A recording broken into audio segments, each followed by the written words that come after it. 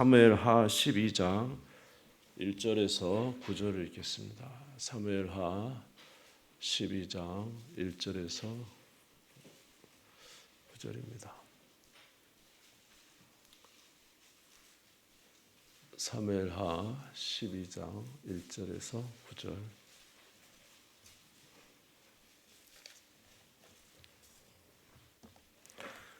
사무엘하 12장 1절에서 9절 교독하겠습니다. 여호와께서 나단을 다윗에게 보내시니 그가 다윗에게 가서 그에게 이르되 한 성읍에 두 사람 있는데 한 사람은 부하고 한 사람은 가난하니 가난한 사람은 아무것도 없고 자기가 사서 기르는 작은 암양 새끼 한 마리뿐이라 그 암양 새끼는 그와 그의 자식과 함께 자라며 그가 먹는 것을 먹으며 그의 잔을 마시며 그의 품에 누움으로 그에게는 딸처럼 되었거늘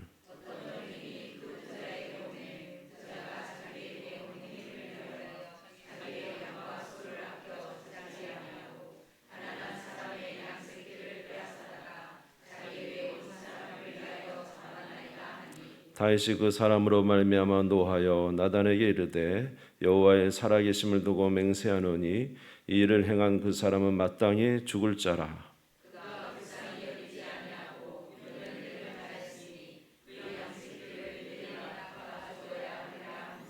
나단이 다윗에게 이르되 당신이 그 사람이라. 이스라엘의 하나님 여호와께서 이와 같이 이르시기를 내가 너를 이스라엘 왕으로 기름 붓기 위하여 너를 사울의 손에서 구원하고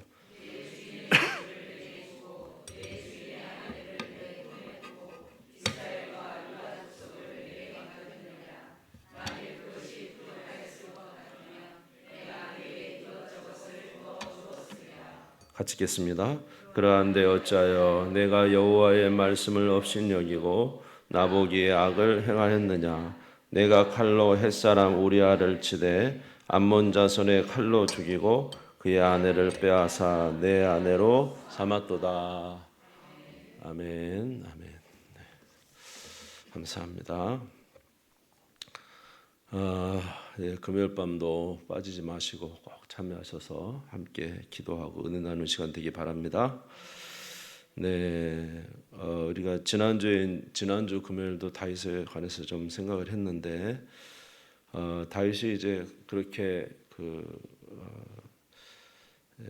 남의 아내를 이렇게 취하고 또 우리아를 통해서 이제 마치 우리아가 아이를 임신한 것처럼 하기 위해서 군 이제 전장에서 불러들여서 이제 먹을 것도 주고 자기 가정으로 이제 보냈지만은 우리아가 충신이 있잖아요.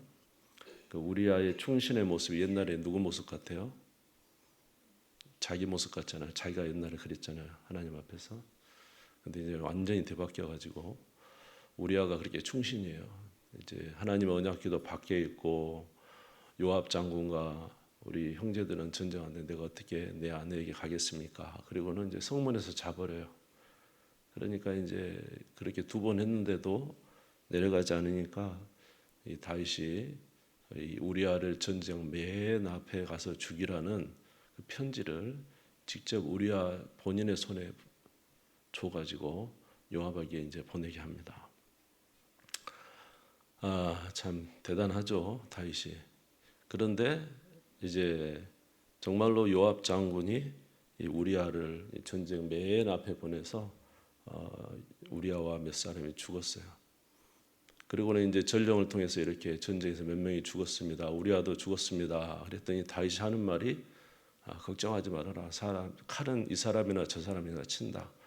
열심히 해서 다윗 암몬성을 점령하라. 이렇게 말을 하죠. 그리고는 이제 우리아가 죽었으니까 장례를 치르고 나서 우리아의 아내 밧세바를 데려다가 자기 아내로 삼습니다. 이제 뭐 정말 다윗이 참 대단한 전략가죠. 악에도 동의를 안 하시네요. 다윗이 대단한 사람이잖아요. 전쟁에서도 그렇죠. 지혜와 용맹이 뛰어난데 죄를 짓는데도 지혜가 얼마나 뛰어납니까? 완전 범죄하려고 했죠. 남편 죽이고 죽자마자 장례 치르자마자 남의 아내 데려다가 자기 아내 삼았으니까 정말 이제 예, 선하다는 사람이 이 세상에 없어요. 다윗도 그 정도면 우리도 충분히 그럴 수 있어요. 예, 아멘 안 하셔도 아멘이에요. 이거는. 자, 그래서 이제 이런 상황이 됐습니다. 근데 놀랍게도 하나님께서 다윗이 그렇게 범죄하면은 당장 이제 나단을 보내야 되잖아요. 나단 선지자를. 그래서 이제 그의 죄를 해야 되는데 하나님이 약 1년 동안을 최소 1년 가까이 또는 1년 이상을 하나님이 다윗이 범죄함에도 불구하고 아무런 조치를 취하지 않으십니다. 예, 그리고 이제 한 1년 정도 이제 지나서 그 아이가 태어났어요. 태어났고 태어났고 이제 얼마나 된지 모르는데 그때야 나단 선지자를 보내요. 왜 하나님이 이렇게 다윗이 범죄했을 때 직접 보내지 않고 이렇게 아이가 태어날 때까지 그냥 두셨을까요?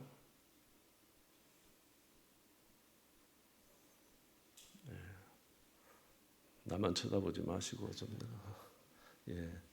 한번 생각을 해보세요. 제 생각에는 아마 직접 나단을 보냈으면 다윗이 어떻게 했을지 몰라요. 아마 어쩌면 나단을 책망해 버렸을지도 모르죠. 그러니까 1년 동안 가만히 하나님께 두셔서 그 아이가 태어날 때까지 놔뒀어요. 아마 다윗이 1년 동안 바세바와 그 살면서 뭐 우리가 그렇잖아요. 처음에는 대단하지만 뭐 또 살아보면은 그꿈 같은 신혼도 이제 싸우기도 하고 그랬지 모르겠는데 하여튼 여러분 웃으시니까 괜히 나까지 바세바의 삶을 살아보다 가만히 생각하니까 자기가 돌아봐지 있을 거 아니에요. 그렇죠? 한 1년 지났으니까 그러면서 스스로 자기의 행위를 아마 돌아보는 기회를 주셨겠지 않나. 그래서 다윗이 생각할 때 와 내가 이거 엄청난 실수를 하지 않았을까. 다윗은 워낙 많은 사람을 죽였기 때문에 사람 죽이는 것이 그렇게 다윗에게는 우리처럼 그런 마음은 아니죠. 그렇지만 하나님 앞에서 그 1년 동안 이제 뭔가 다윗도 지내면서 마음의 가책을 받지 않았을까 그런 생각이 들어요. 드디어 이제 한 1년 이상 지났습니다. 하나님이 드디어 누구를 보냅니까? 하나님의 선지자 나단을 보냅니다. 그러면서 이제 한 예를 들죠. 어떤 부자가 양과 소가 많이 있는데 어떤 가난한 사람은 아무것도 없고 양 새끼 하나밖에 없다. 그래서 이 양이 얼마나 이쁜지 함께 자고 함께 먹고 함께 젖도 주고 그래서 딸처럼 자기 집의 딸처럼 되었다. 근데 이 부자가 손님이 오니까 어떻게 했어요? 자기 집 우양을 아끼고 그 가난한 자의 딸 같은 양 새끼를 잡아다가 손님을 위해서 대접했다. 그러니까 다윗이 어때요? 그 사람 반드시 죽어야 될 사람이다. 어떻게 그런 몰인정한 짓을 하냐? 양 새끼를 4배나 갚아야 된다. 그러면서 다윗이 아주 역정을 내죠. 그랬더니 나단이 뭐라 그래요? 자, 우리 7절부터 8절까지 읽어봅시다. 시작. 나단이 다윗에게 이르되 당신이 그 사람이라 이스라엘의 하나님 여호와께서 이와 같이 이르시기를 내가 너를 이스라엘 왕으로 기름 붓기 위하여 너를 사울의 손에서 구원하고 내 주인의 집을 내게 주고 내 주인의 아내들을 내 품에 두고 이스라엘과 유다 족속을 내게 맡겼느니라. 만일 그것이 부족하였을 것 같으면 내가 이것저것 주었으리라. 그러한데 어찌하여 내가 여호와의 말씀을 업신여기고 나 보기에 악을 행하였느냐. 자, 여기 이제 바로 당신이 그 사람입니다. 당신에게는 당신의 아내들이 얼마나 많습니까? 아내가 4명이나 있고 후궁과 첩도 있고 얼마나 많습니까? 부족했으면 내게 구했으면 내가 더 줬을 것인데 네가 우리아의 아내를 탐내서 그 염소 새끼 같은 우리아의 아내를 데려왔느냐? 그리고 암논 자손의 손으로 우리아를 죽였느냐? 이렇게 나단이 아주 강력하게 책망을 하죠. 네. 그러니까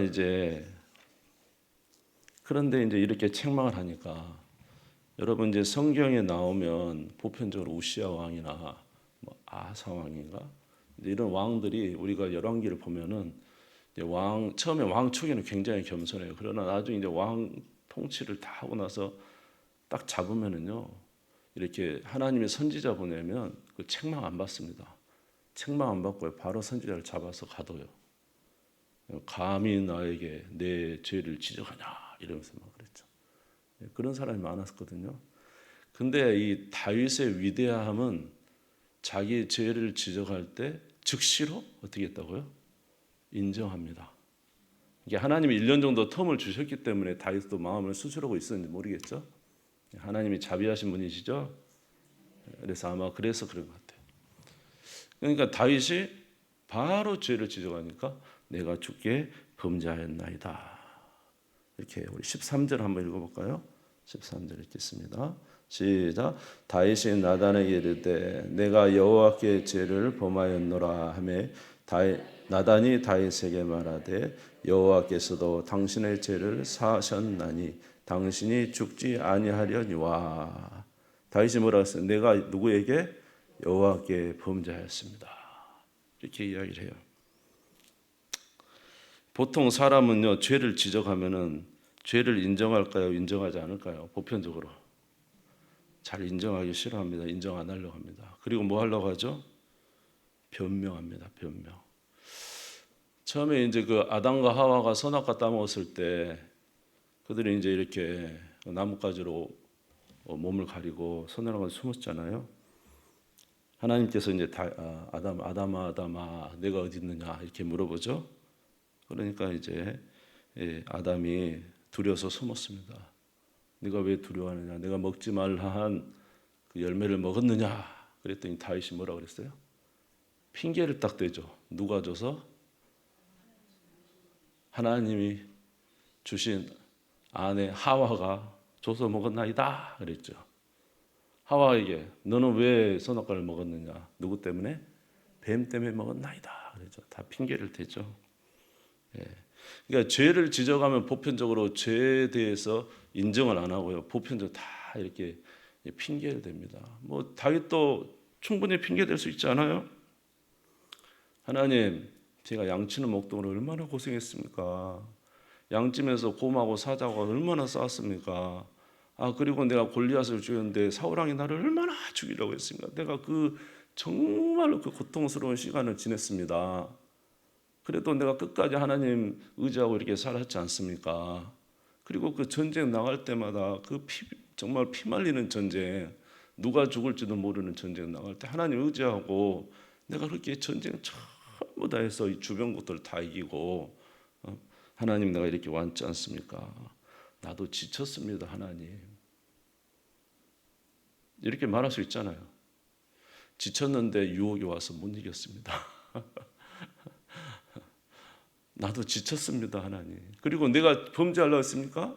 갑자기 목욕하는 게 보였지 않습니까? 나도 지쳐서 이제 지쳐있는 상황에 이런 일이 벌어지니 나도 그냥 그런 시험에 들어버리고 말았습니다. 내가 지으려고 한 게 아니에요.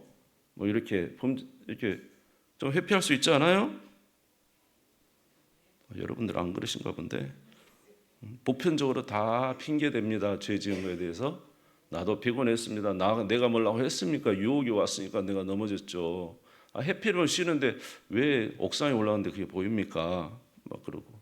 그리고 하나님 내가 지금까지 살아가면서 하나님을 위해서 얼마나 살았습니까? 이 정도 죄는 좀 넘어가 주시면 안 돼요?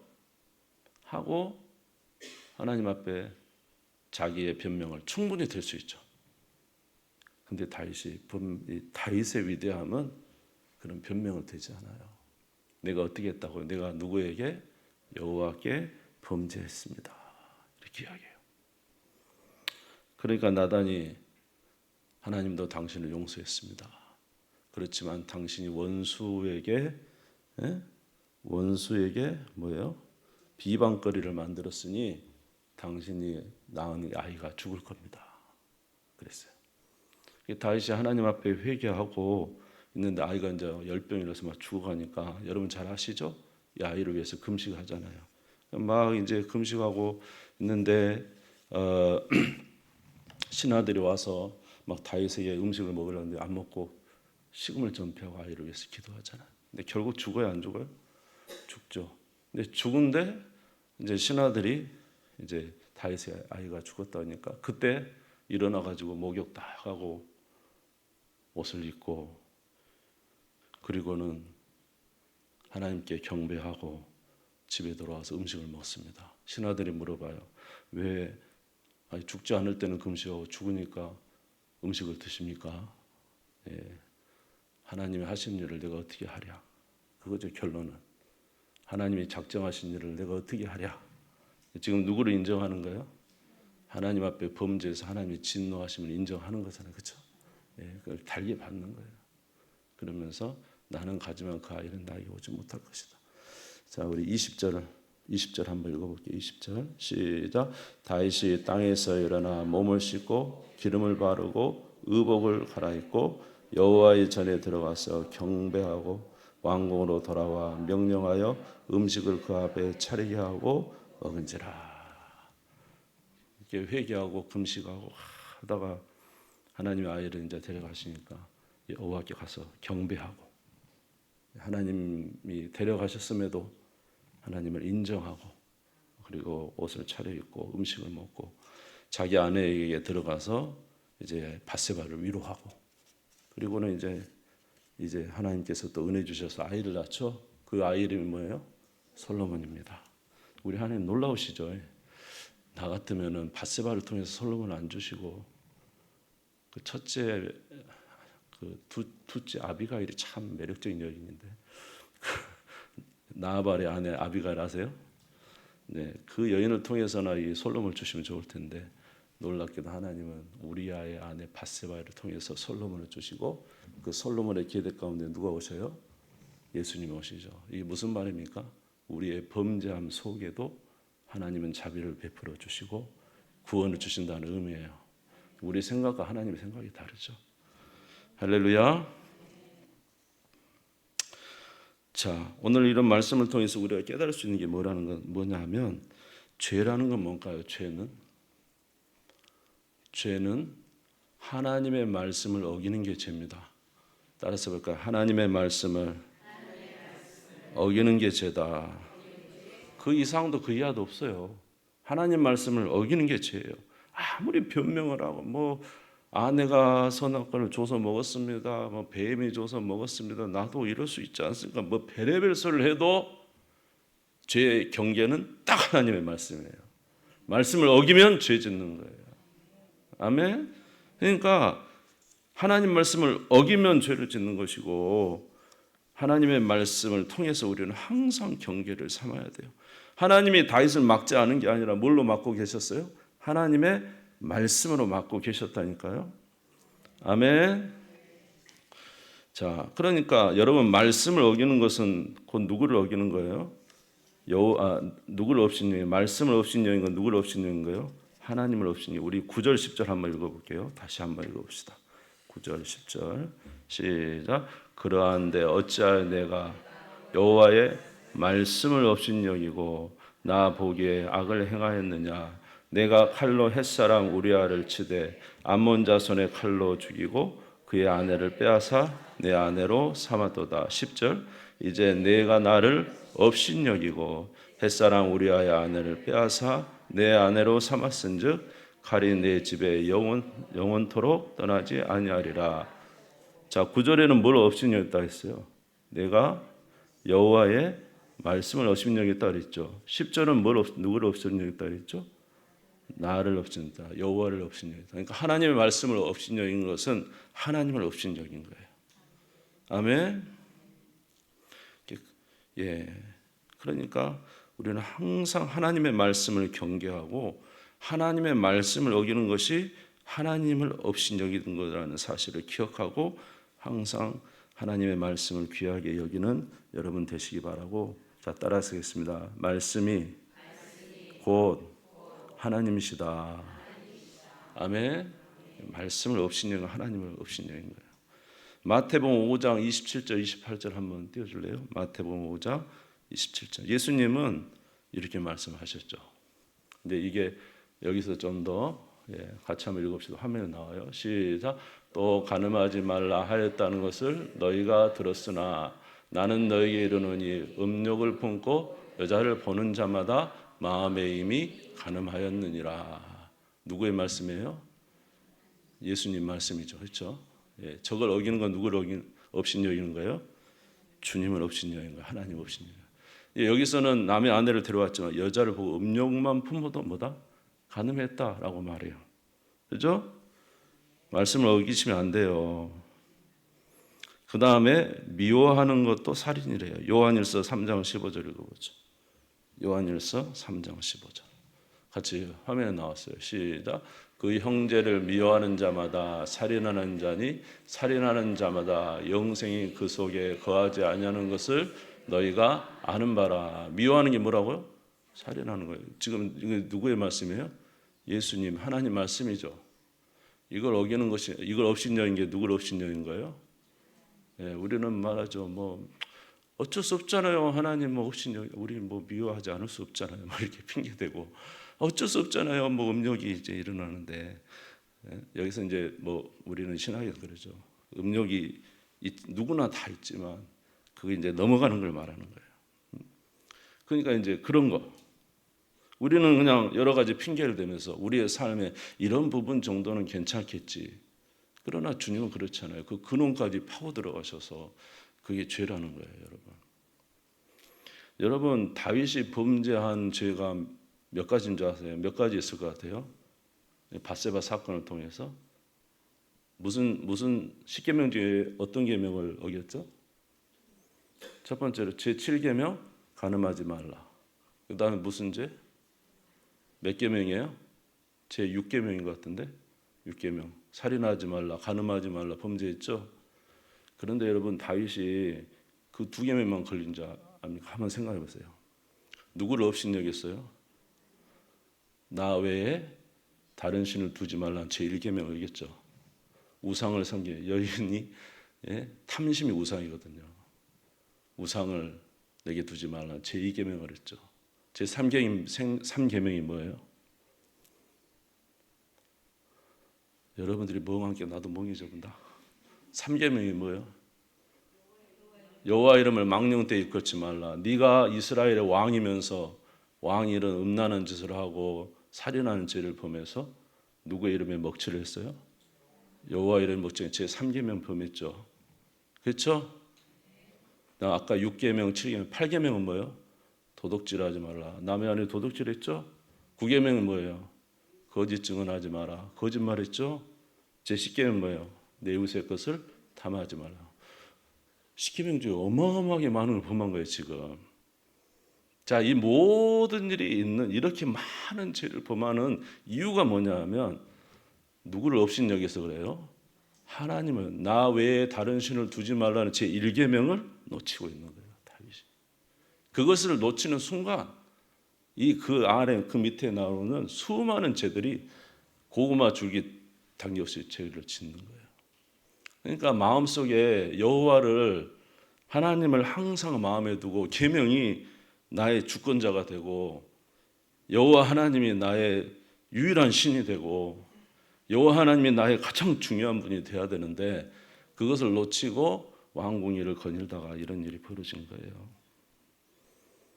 사랑하는 성도 여러분, 하나님의 말씀을 귀히 여기시기 바라고 제일 중요한 우리 여호와 하나님 잊지 마시고 하나님의 말씀이 하나님이라는 사실을 기억하시고 우리 마음에 꼭 각인 삼으시기를 주의 이름으로 축원합니다.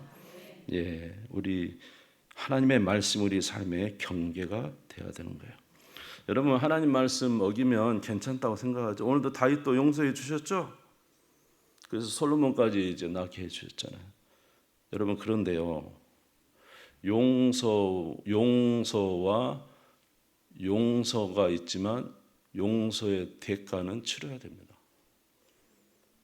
여러분 예를 들어서 이제 비유가 맞을지 모르겠지만 여러분 교통사고를 냈어요. 교통사고를 냈는데 형사적으로는 그냥 형사적 처벌은 면직을 받았어요. 그 하는 일에. 그렇지만 뭐예요? 남의 것을 피해를 줬잖아요. 배상해야 되죠. 그렇지 않아요? 배상해야 돼요.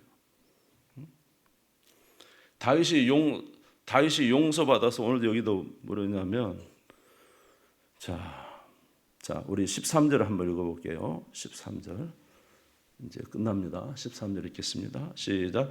다윗이 나단에게 이르되 내가 여호와께 범죄하였노라 하매 나단이 다윗에게 말하되 여호와께서도 당신의 죄를 사하셨나니 당신이 죽지 아니하려니와. 그러니까 용서받아서 죽진 않아요. 그러나 그가 지은 죄에 대한 대가를 이후에 13장부터 쫙 치릅니다. 그러니까 죄를 짓지만 여러분 뭐 남에게 이렇게 해를 끼쳤어. 하나님께 용서받았어. 그럼 하나님께 회개해서 용서받고 그 끝이에요? 남에게 해를 끼쳤으면 그 사람한테 가서도 용서를 구하고 그에게 돈을 빌렸으면 돈도 갚고 그렇지 않아요? 그를 다치게 했으면 고쳐도 줘야 되고 당연한 것이죠. 우리가 죽지 않게 하나님에게 범죄했으면 죽을 건데 죽지 않게 용서해 주셨잖아요. 그러나 그에 대한 하나님의 진노는 너희 집에 칼이 떠나지 않고 백주에 네 아내가 남과 동침하게 되리라는 그 명령이 그대로 이루어집니다. 그러니까 여러분 하나님 말씀 안 지켜도 된다고 생각하지 마세요. 아시겠죠? 대가가 상당히 심각하고요. 굉장히 고통스럽습니다. 그래서 오늘 다윗을 통해서 하나님 주신 말씀이 뭐냐? 가장 큰 게 뭐냐? 말씀을 업신여기는 것이 하나님을 업신여기는 것이다. 우리 마음에 항상 말씀이 귀중해야 되고 그 말씀이 우리 가운데 있어요. 여러분 오늘 여러분 마음속에 말씀이 있습니까? 그까짓 하나님이 용서해 주시겠지. 네. 벌써 여러분 1계명을 마음에 두지 않는데. 네. 따라서 모든 죄의 근원은 1계명. 마음에 우리 주님을 주님으로 인정하지 않는 것. 거기서부터 수많은 것이 이제 뻗쳐나간다는 사실을 기억하시고 말씀이 내 삶의 제1계명 되고 주님이 우리의 가장 귀한 분이 되셔서 여러분의 삶에 하나님의 은총이 넘치시기를 주의 이름으로 축원합니다. 주님 선물이고 다 같이 기도하겠습니다.